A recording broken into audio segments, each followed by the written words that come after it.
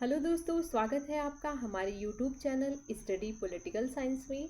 आज हम मैकियावेली की शासन कला के बारे में पढ़ेंगे। यानी मैकियावेली ने किस तरह से एक कुशल शासक के अंदर क्या क्या गुण होने चाहिए, उसकी क्या क्वालिटी है, उसके बारे में उसने बताया है, या किस आधार पर एक शासक को अपने शासन सत्ता को चलाना चाहिए।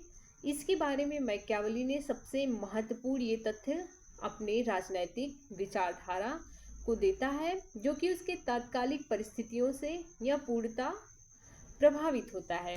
तो चलिए मैकियावेली के शासन कला यानी एक शासक के अंदर क्या गुण होने चाहिए उसकी बात करते हैं। तो मैकियावेली ने प्रिंस यानी मैकियावेली के द्वारा जो लिखी हुई पुस्तक प्रिंस है, उसमें यह शासक को सलाह देने के लिए ही इसने लिखा हुआ है। द प्रिंस में शक्तिशाली राजा का यह समर्थन करता है, यानी एक राजा को किस तरह से शक्तिशाली होना चाहिए, उसको अपनी शक्ति का कहाँ पे कैसे इस्तेमाल करना चाहिए।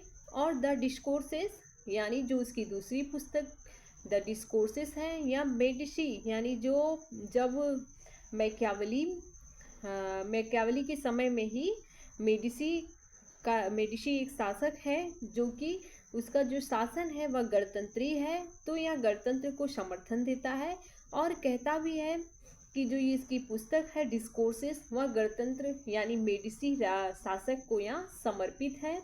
व्यवहारिक रूप में मैकियावेली ने निरंकुश राजतंत्र को सर्वश्रेष्ठ शासन माना है। यानी व्यवहार में वह उसको देखते हैं तो वह जो या व्यवहारिक रूप से यूँ देखें या चाहे जैसे भी देखें, वह एक राज्य के अंदर एक शासक को निरंकुश ही मानता है। आगे देखते हैं, शासक को जन कल्याण को अपना मुख्य कार्य समझना चाहिए, अन्यथा वह लोगों के स्नेह को खो देगा, क्योंकि कुलीनों का जो छोटा सा गुट भी होता है वह विकराल रूप धारण कर सकता है। मैकियावेली मानता है क्योंकि यह अपने युग का चाणक्य है, यानी इटली का चाणक्य। जैसे भारत में चाणक्य थे, वैसे ही ये इटली का चाणक्य है, क्योंकि इसकी सारी बातें एक सत्ता को अस्तित्व में बनाए रखने के लिए उसी के आधार पर यह अपने विचार को दे रहा है। तो इसलिए यह कहता है कि जो एक शासक है यानी एक राजा है, उसको अपने जन कल्याण के आधार पर ही कार्य करना चाहिए। उसे देखना चाहिए कि व्यक्ति का जो सबसे मुख्य कार्य क्या है, उसी मुख्य कार्य को अपनाना चाहिए कि जिससे अधिक से अधिक जनता उससे खुश है। तो उस कार्य को अपना समझ के कार्य को उसको करना चाहिए, ताकि व्यक्ति के बीच में ये स्नेह के वर्चस्व को बनाए रखे। और अगर ये व्यक्ति यानी ये दुखी होते हैं या नाराज होते हैं, इनको किसी तरह से हानि होती है, तो ये छोटा सा जो इनका गुट होता है ये काफ़ी विकराल रूप धारण कर सकता है, यानी सत्ता को ही पलट सकता है। इसलिए मैकियावेली एक सशक्त शासक के रूप में राज्य के लोगों की इच्छाओं पर अधिक ध्यान देता है। और दूसरे पॉइंट में हम देखेंगे, शासक को महत्वाकांक्षी होना चाहिए ताकि वह अपने राज्य को बढ़ाता रहे। यानी यहाँ पर ये एक संवर्धन की बात कर रहा है। आगे नीचे हमने इसके संवर्धन सिद्धांत को भी लिखा हुआ है। तो मैकियावेली संवर्धन सिद्धांत को महत्वपूर्ण स्थान देता है, यानी अपने राज्य क्षेत्र को एक शासक को दिन प्रतिदिन बढ़ाने का प्रयास करना चाहिए और निरंतर इसमें लगे रहना चाहिए। इसी नाते उसे अपनी सेना रखनी चाहिए, ना कि भाड़े की सेना रखनी चाहिए। वह कहता है अगर आप भाड़े की सेना रखते हो तो पता नहीं वो कब आपको धोखा दे दे। तो इसलिए वह कहता है शासक को अपनी सेना अपनी होनी चाहिए, अपने राज्य के अंदर निहित होनी चाहिए, ना कि भाड़े की खरीद कर सेना रखनी चाहिए। उसे सशक्त जो है क्या बोलते हैं उसको, उसे ट्रेन करना चाहिए, जो उसे धोखा नहीं दे सकती, क्योंकि वो शासक के अंडर में रहेगी और एक शासक के द्वारा उसे प्रशिक्षित किया जाएगा। तो वह अपने शासक के हित के बारे में ही सोचेगा और उसे आगे चलकर कोई धोखा भी नहीं मिलेगा। इसलिए मैकियावेली कहता है कभी भी भाड़े के टट्टुओं को नहीं रखना चाहिए। अगले पॉइंट में हम बात करते हैं, जनता अपने धर्म नैतिकता को अपने जो धर्म और नैतिकता के उसके विचार होते हैं उसमें उसकी बहुत गहरी और पक्की आस्था होती है। यानी कोई भी व्यक्ति होता है, अगर वो धर्म और नैतिकता से जुड़ा होता है तो वह व्यक्ति उसमें पक्की आस्था रखता है। अतः शासक को इनसे कोई छेड़छाड़ या खिलवाड़ नहीं करना चाहिए।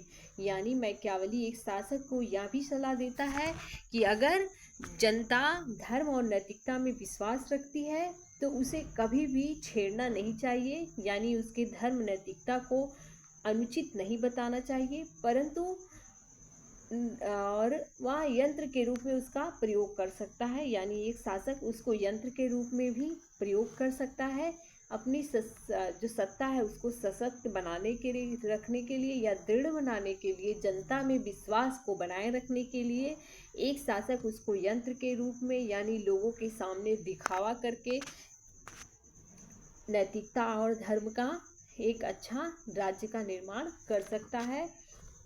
नेक्स्ट पॉइंट में देखेंगे, शासक को बाघ की तरह बलवान और लोमड़ी की तरह चालाक। ऐसा मैकियावेली मानता है कि जो शासक होता है उसे एक बाघ की तरह बलवान और लोमड़ी की तरह चालाक होना चाहिए।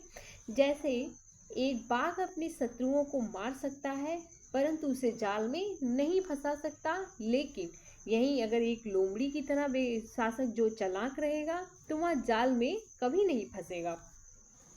अतः शासक को बाघ और लोमड़ी दोनों के गुण को रखना चाहिए, यानी ये दोनों के समावेश को मानता है ताकि एक राज्य सत्ता को चलाने में आसानी हो और जो शासन रहे वो उसका ये दोनों के समन्वय से काफ़ी अच्छा चलेगा।